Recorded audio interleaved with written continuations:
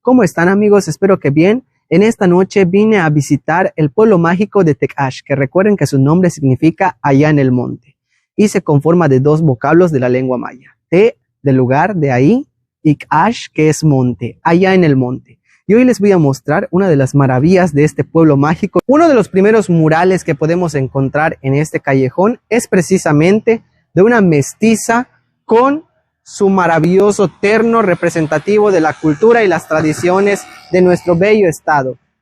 Una vez mostrado el primer mural, acompáñenme a conocer las otras maravillosas obras que podemos encontrar en este callejón de los murales en el pueblo mágico de Tec-Ash, Yucatán.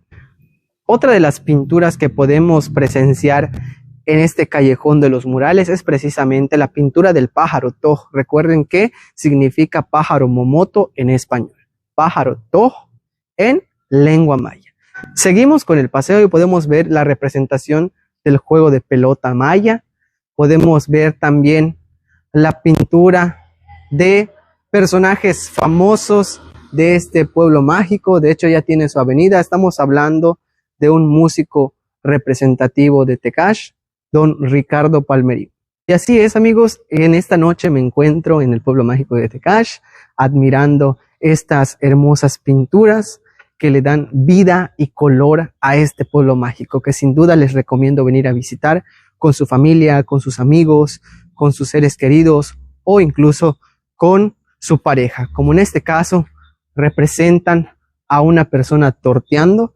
Recuerden que las tortillas hechas a mano se dice pakachbilwah, tortillas hechas a mano. Vean nada más y admiren esta hermosa pintura que representa la flora y fauna de nuestro bello estado de Yucatán. Y con esta maravillosa postal culminamos el recorrido y también el video del día de hoy. Y esto fue un poco de lo que puedes vivir en el pueblo mágico de Tec-Ash, Yucatán. Recuerda que su significado es allá en el monte. Tec-Ash. Malo, Canantaba. Bueno, cuídate.